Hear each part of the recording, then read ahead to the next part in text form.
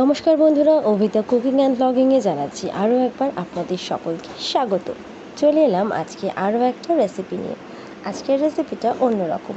তড়কা তো সবাই খেয়েছো, এর আগে আমি তোমাদের নিরামিষ তড়কা দেখিয়েছি, তবে আজকে দেখাবো মিক্স তড়কা।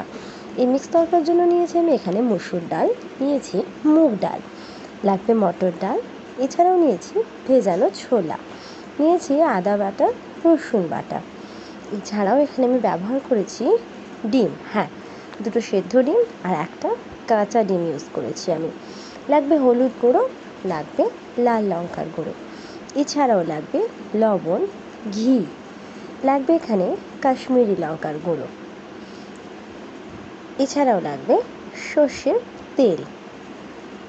তো দেখো, মোটামুটি উপকরণে সবটাই দেখিয়ে দিয়েছি। অনেক রকম তড়কা খেয়েছো আর ভাবছো মুগ ডাল মুসুর ডাল কেন, আসলে হাতের কাছে থাকা উপকরণে আমি আজকে এটা বানাবো। তো চলো দেখে নাও। তো দেখো, আগেই বলেছি হাতের কাছে থাকা উপকরণ দিয়ে আজকে আমি মিক্সড ডালটা বানাবো। কোনো রাজমা ডাল বা এরকম কিছু আমি ব্যবহার করিনি। দেখো, নর্মাল এই ডালগুলো আমাদের প্রত্যেকের ঘরেই থাকে। দেখো, আমি এখানে হাফ বাটির একটু বেশি নিয়ে নিয়েছি মসুর ডাল, নিয়ে নিয়েছি হাফ বাটির একটু বেশি মুগ ডাল, আর নিয়েছি বেশ কিছুটা মটর ডাল, এছাড়াও নিয়েছি হাফ বাটির বেশি আর এক বাটির কম, যেটা দেখতেই পাচ্ছ তোমরা, ভেজানো ছোলা।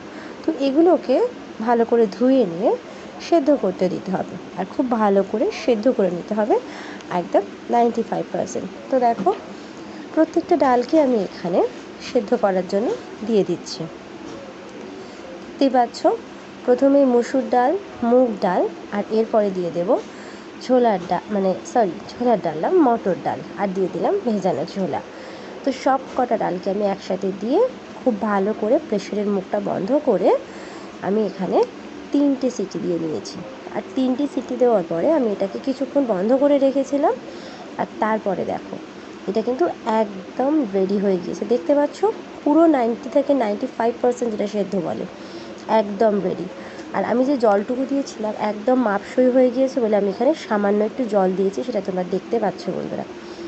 তো চলো, এবার যেটা করব, প্রথমে আমি গ্যাসটা অন করে নিলাম আর কড়াই বসিয়ে দিয়েছি। এবারে কড়াইয়ের মধ্যে প্রথমেই দিয়ে দিলাম সর্ষের তেল। সামান্য সর্ষের তেল দিয়েছি। এখানে আমি একটা ডিম ভাজবো বলে আমি কিন্তু একটা ডিম ভাজছি। দেখো, খুব ভালো করে ভাজার জন্য আমি এখানে একটা ডিম নিয়েছি। আর তোমরা এখানে একটার বদলে 2টো বা 3টে ইউজ করতেই পারো, কিন্তু আমি এখানে একটা ডিম ব্যবহার করেছি। আর তার সাথে যেটা করেছি, আমি এখানে কিন্তু 2টো সেদ্ধ ডিম ইউজ করেছি। তোমরা চাইলে যে কোনো একটা ডিমও ইউজ করতে পারো, যে শুধু ভাজা দেবে সেদ্ধটা দেবে না, সেটা কমপ্লিট তোমাদের ব্যাপার। এবার দেখো, ডিমটা কড়াইয়ের মধ্যে দিয়ে আমি সামান্য লবণ দিয়ে খুব ভালো করে ডিমটাকে ভেজে নেব, একদম যেটাকে ভুজিয়া মতো হয় না, সেরকম করে নেব। তো দেখো, ডিমটা ভেজে কিন্তু আমরা ঝটপট কড়াই থেকে তুলে নিয়ে তারপরে বাকি কাজগুলো করতে হবে। তো দেখো, ডিম ভেজে তুলে নিয়েছি। আর দেখতে পাচ্ছ মশলা, প্রথমেই আমি পেঁয়াজটা ভাজতে দিয়ে দেবো। তো দেখো, আমি এখানে একটা বড় সাইজের পেঁয়াজ নিয়েছিলাম, যেটাকে ভেজে নেব ভালো করে। তো চলো, পেঁয়াজটা আগে ভেজে নিই। তড়কা মানেই কিন্তু আমরা জানি এটা একটা পাঞ্জাবি স্টাইলের খাবার।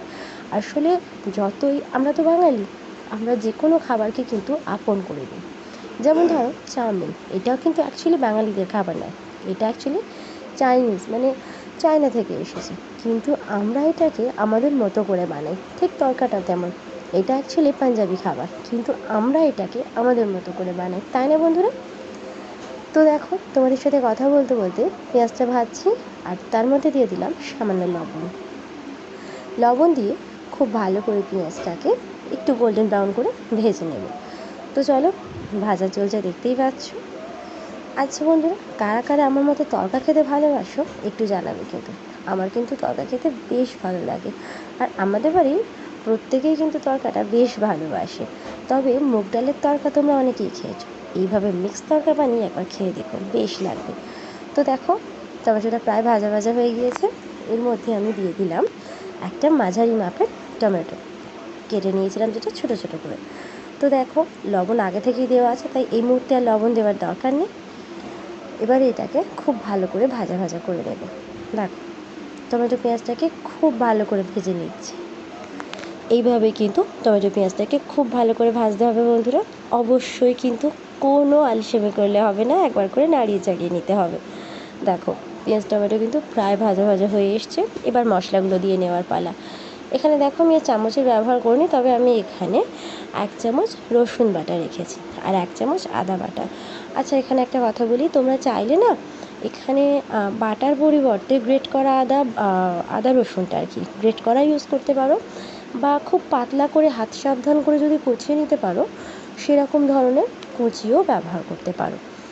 দেখো মশলার কাঁচা গন্ধ চলে গেলে এর মধ্যে এবার একে একে বাকি মশলাগুলো দিতে হবে। মানে প্রথমে দিয়ে দিলাম হলুদ গুঁড়ো, আর দিয়ে দেব বেশ কিছুটা, মানে পরিমাণ মতো, আমি এখানে আমার পরিমাণ মতো দিয়েছি, 1/2 চামচ মতো জিরে গুঁড়ো দিয়ে নিয়েছি। ধনে গুঁড়োটা আমি এখানে কিন্তু স্কিপ করেছি বন্ধুরা। তো দেখো হলুদ গুঁড়ো আর জিরে গুঁড়োটা দিয়ে আমি কিন্তু একটু কষিয়ে নিচ্ছি। এরপরে আমরা লঙ্কা গুঁড়োটাও অ্যাড করে নেব। তো দেখো একটু কষিয়ে নিচ্ছি। তোমরা যদি মনে করো এই জায়গায় না একটু জল দিয়ে নেবে যাতে মশলাটা পুড়ে না যায়। তো দেখো নাড়িয়ে চাড়িয়ে খুব ভালো করে আমি কষিয়ে নিচ্ছি এখানে মশলাটাকে। আর এইভাবে কিন্তু মশলা কষাতে হবে, যেহেতু তরকারিটা পাঞ্জাবি খাবার, তাই এখানে কিন্তু মশলা দেওয়ার কমতি করলে হবে না। দেখো দিয়ে দিলাম 1 চামচ পরিমাণে লঙ্কার গুঁড়ো। আর তোমরা না চাইলে কাঁচা লঙ্কা ছোটো ছোটো করে কুচিয়েও এতে ব্যবহার করতে পারো। আমি এখানে দুটো জিনিস একটু সাইড হয়ে গিয়েছে, দেখো আমি সামান্য জল দিয়ে নিলাম এতে। জলটা দেওয়ার কারণ যাতে মশলাটা ধরে না যায়, তোমরা সেটা ভালো করেই জানো। তো দেখো এখানে কিন্তু মশলাটা আমার প্রায় কষানো হয়ে গিয়েছে। এবারে কিন্তু আমরা এর মধ্যে ডালটা ঢেলে দেবো। তো দেখো মশলা যেহেতু কষানো হয়ে এসেছে, একদম প্রেশার থেকে ডাইরেক্ট ডালটা আমি কড়ার মধ্যে দিয়ে দিলাম।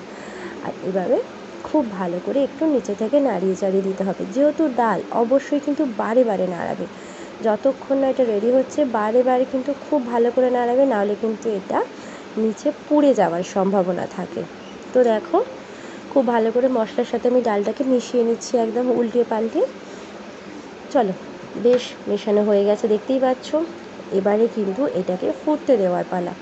তো চলো এটা আস্তে আস্তে এর মধ্যে ফুটুক। আর আমি একটু ভালো করে প্রেশারের মধ্যে যে কয়েকটা ডাল ছিল সেটাকে ধুয়ে দিয়ে দিলাম। আর দিয়ে দিলাম 2টো কাঁচা লঙ্কা, যেটা চিড়ে নিয়েছি। তোমরা এখানে চাইলে কাঁচা লঙ্কার কুচিও ব্যবহার করতে পারো। আমি অনেক রান্নাতেও বলেছি, আবারও বলছি, আমার বাড়িতে একটু ঝালটা কম খাওয়া হয়, তাই আমি কিন্তু ঝালটাকে একটু মানে কম দেওয়ার চেষ্টা করি। দেখো ভেজে রাখা ডিমটা দিয়ে দিলাম, আর দিয়ে দেবো এবারে ডিম, যেটা সেদ্ধ ডিমটা। তো দেখো আমি একটা গ্রেটার নিয়েছি, গ্রেটারের সাহায্যে ডিমটা গ্রেট করে নেব। তোমরা চাইলে কিন্তু ডিমটা হাতের সাহায্যে ভেঙেও দিতে পারো, আবার পুরোটা ভাজা ডিমের ওপরেও করতে পারো। মানে আমি এখানে যেটা সেদ্ধ ব্যবহার করেছি, তোমরা এটাকে কাঁচা ভুজিয়া বানিয়েও দিতে পারো। তো দেখো একটা ডিম দেওয়া কমপ্লিট, আরেকটা যেটা আছে সেটাকেও দিয়ে দিচ্ছি। আসলে ডিম খেতে ভালোবাসে না এরকম পাবলিক খুব কম পাওয়া যায়, তাই না? ডিম খেতে কিন্তু বেশ লাগে বাচ্চা থেকে বড়। তো দেখো ডিমটা গ্রেট করে দিয়েছি, এবার কিন্তু এটাকে নাড়িয়ে চাড়িয়ে মিশিয়ে নেওয়ার পালা। ডিমটা দেখো ঠিক যেন মনে হচ্ছে বেশ কিছুটা নারকেল কুড়িয়ে দিয়ে দেওয়া হয়েছে, তাই না? তো চলো ডিমটা কিন্তু একদম ভালো করে মিশিয়ে নিয়ে এর সাথে আমরা, দেখো ডিম মিশিয়ে নিয়েছি আর তরকা কিন্তু ফুটতে শুরু করেছে, একদম আনন্দ সহকারে ফুটছে তরকাটা। এবারে যেটা করতে হবে সেটা হচ্ছে তড়কা লাগানো। তোমরা অনেকেই জানো এই তড়কা লাগানোর ব্যাপারটা, যারা জানো না তাদের বলছি। দেখো আমি আলাদা একটা কড়াই নিয়েছি ছোট্ট, দিয়ে দিয়েছি কিছুটা সাদা তেল, তোমরা চাইলে সর্ষের তেলও দিতে পারো। দিলাম 2টো শুকনো লঙ্কা, তোমরা 2টোর পরিবর্তে 3টেও দিতে পারো। দিয়ে দিলাম 1/2 চামচ পরিমাণে গোটা জিরে, আর দিয়ে দেবো 1/2 চামচ পরিমাণে কসুরি মেথি।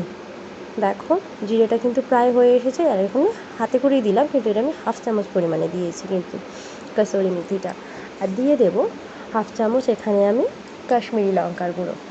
এইবারে এটা একটু জাস্ট নাড়িয়ে চাড়িয়ে নিয়ে এই গরম অবস্থাতেই এটাকে আমি কড়াইয়ের মধ্যে ঢেলে দেবো। এইটাকে বলা হয় তড়কা দেওয়া। আর এই তড়কা দেওয়ালে এই তড়কার টেস্টটা কিন্তু ডাবল হয়ে যায়, দেখতে পাচ্ছ? আর দেখবে একটা জিনিস, এই তড়কা দেওয়ার পরে কিন্তু এর যে কালারটাও কিন্তু অনেকটা চেঞ্জ হয়ে যায়, খুব সুন্দর একটা দেখতে হয়ে যায়, আর টেস্টটাও না জাস্ট ফাটিয়ে হয়ে যায়। দেখো আমার তড়কা দেওয়া শেষ হয়ে গেছে। এবারে যেটা বাকি আছে সেই লাস্ট মোমেন্টে সেটা দিয়ে দেবো ঘি। হ্যাঁ, দিয়ে দিলাম সামান্য ঘি, তোমরা ঘিয়ের পরিবর্তে বাটার দিতে পারো, সেটা কমপ্লিট তোমাদের ওপর নির্ভর করছে। আমি কিন্তু এখানে 2 চামচ ঘি ব্যবহার করেছি, তোমাদের যদিও 1 চামচ দেখিয়েছি। তো দেখো ঘিটা দিয়ে 5 মিনিট ফুটিয়ে নামিয়ে দিয়েছি, আর দেখতে পাচ্ছ কত সুন্দর কালার এসছে। তোমরাও বাড়িতে ট্রাই করো, ভালো লাগলে অবশ্যই বন্ধুরা লাইক কমেন্ট শেয়ার করো।